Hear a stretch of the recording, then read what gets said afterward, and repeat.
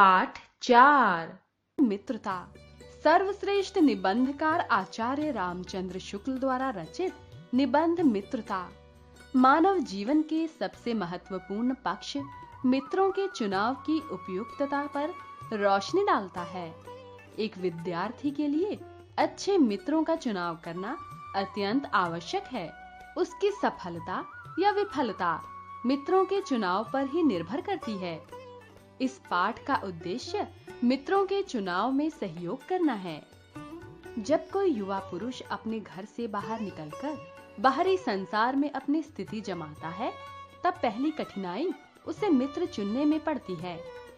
मित्रों के चुनाव की उपयुक्तता पर उसके जीवन की सफलता निर्भर हो जाती है, क्योंकि संगति का गुप्त प्रभाव हमारे आचरण पर बड़ा भारी पड़ता है।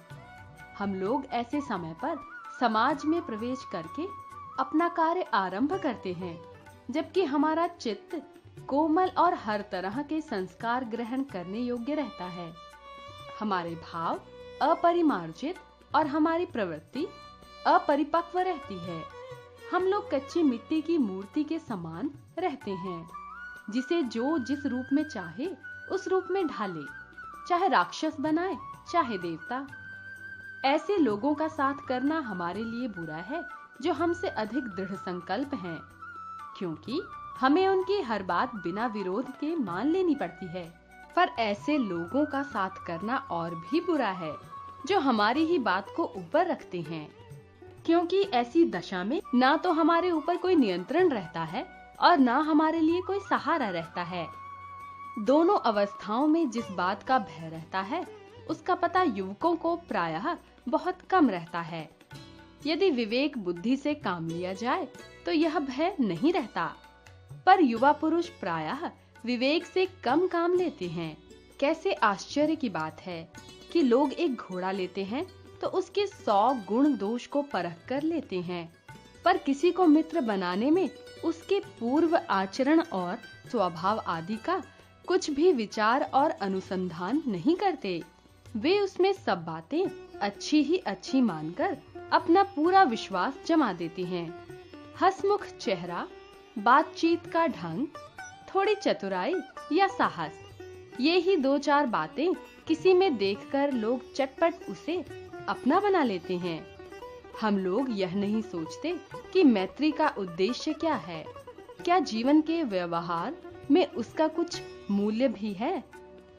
यह बात हमें नहीं सूझती कि यह एक ऐसा साधन है जिसमें आत्म शिक्षा का कार्य बहुत सुगम हो जाता है। एक प्राचीन विद्वान का वचन है, विश्वास पात्र मित्र से बड़ी भारी रक्षा रहती है। जिसे ऐसा मित्र मिल जाए उसे समझना चाहिए कि खजाना मिल गया। विश्वास पात्र मित्र जीवन की औषध है। हमें अपने मित्रों से यह आशा रखनी चाहिए कि वे उत्तम संकल्पों से हमें दृढ़ करेंगे, दोषों और त्रुटियों से हमें बचाएंगे, हमारे सत्य, पवित्रता और मर्यादा के प्रेम को पुष्ट करेंगे। जब हम कुमार्ग पर पैर रखेंगे तब वे हमें सचेत करेंगे। जब हम हतोत्साहित होंगे तब हमें उत्साहित करेंगे। सारांश यह है कि हमें उत्तमता पूर्वक जीवन निर्वाह करने में वे हर तरह से हमारी सहायता करेंगे। सच्ची मित्रता में उत्तम वैद्यकी सी निपुणता और परख होती है। अच्छी से अच्छी माता का सा धैर्य और कोमलता होती है। ऐसी ही मित्रता का प्रयत्न प्रत्येक व्यक्ति को करना चाहिए। छात्रावस्था में मित्रता की धुन सवार रहती है। मित्रता हृदय से उमड़ पड़ती है।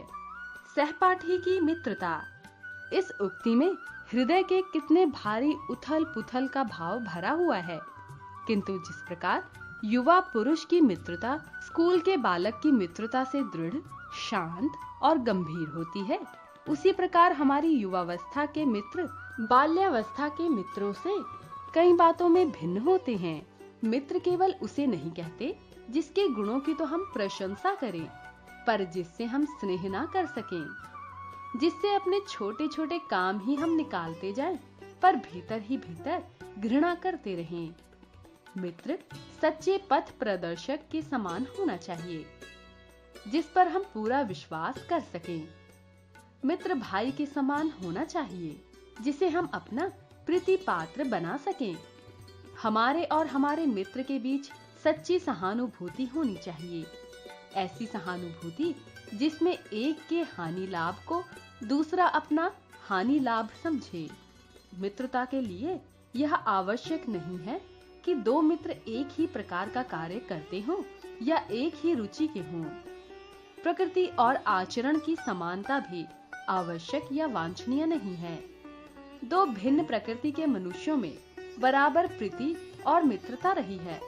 राम धीर और शांत प्रकृति के थे, लक्ष्मण उग्र और उद्धत स्वभाव के थे, पर दोनों भाइयों में अत्यंत प्रगाढ़ स्नेह था।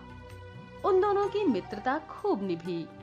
यह कोई बात नहीं है कि एक ही स्वभाव और रुचि के लोगों में मित्रता हो सकती है। समाज में विभिन्नता देखकर लोग एक दूसरे की ओर आकर्षित होते हैं। जो गुण हम में नहीं है, हम चाहते हैं कि कोई ऐसा मित्र मिले जिसमें वे गुण हो। चिंताशील मनुष्य प्रफुल्लित चित्त का साथ ढूंढता है, निर्बल बलि का, धीर उत्साही का। उच्च आकांक्षा वाला चंद्रगुप्त युक्ति और उपाय के लिए चाणक्य का मुंह ताकता था। नीति विशारद अकबर मन बहलाने के लिए बीरबल की ओर देखता था। कुसंग का ज्वर सबसे भयानक होता है। यह केवल नीति और सद्वृत्ति का ही नाश नहीं करता, बल्कि बुद्धि का भी क्षय करता है। किसी युवा पुरुष की संगति यदि बुरी होगी तो वह उसके पैरों में बंधी चक्की के समान होगी, जो उसे दिन रात अवनति के गड्ढे में गिराती जाएगी, और यदि अच्छी होगी तो सहारा देने वाली बाहु के समान होगी, जो निरंतर उन्नति की ओर ले जाएगी।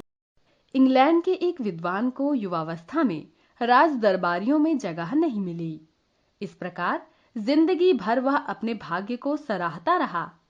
बहुत से लोग तो इसे अपना बड़ा भारी दुर्भाग्य समझते, पर वह अच्छी तरह जानता था कि वहां वह बुरे लोगों की संगति में पड़ता, जो उसकी आध्यात्मिक उन्नति में बाधक होते।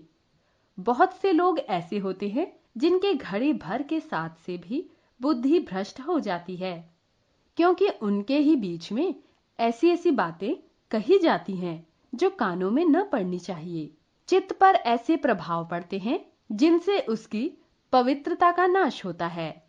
बुराई अटल भाव धारण करके बैठती है।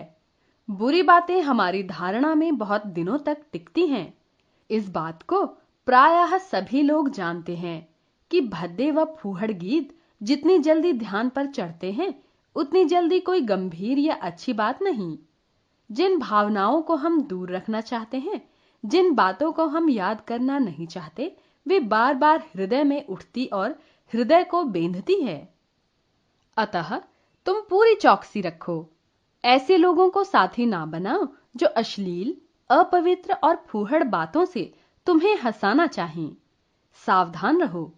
ऐसा ना हो कि पहले पहल तुम इसे एक बहुत सामान्य बात समझो और सोचो कि एक बार ऐसा हुआ फिर ऐसा ना होगा, अथवा तुम्हारे चरित्र बल का एक ऐसा प्रभाव पड़ेगा कि ऐसी बातें बकने वाले आगे चलकर अपने आप सुधर जाएंगे।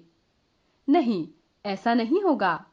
जब एक बार मनुष्य अपना पैर कीचड़ में डाल देता है, तब फिर यह नहीं देखता कि वह कहां और कैसी जगह पैर रखता है। धीरे धीरे उन बुरी बातों में अभ्यस्त होते होते तुम्हारी घृणा कम हो जाएगी। पीछे तुम्हें इनसे चिढ़ना मालूम होगी, क्योंकि तुम यह सोचने लगोगे कि चिढ़ने की बात ही क्या है। तुम्हारा विवेक कुंठित हो जाएगा और तुम्हें भले बुरे की पहचान न रह जाएगी। अंत में होते होते तुम भी बुराई के भक्त बन जाओगे। अतः हृदय को उज्जवल और निष्कलंक रखने का सबसे अच्छा उपाय यही है कि बुरी संगति की छूत से बचो। एक पुरानी कहावत है, काजल की कोठरी में कैसो ही सयानो जाए, एक लीक काजल की लागी है पै लागी है। बुरे लोगों की संगति में रहेंगे तो अपने आप को कितना भी बचाएं, बुरा प्रभाव पड़ ही जाता है।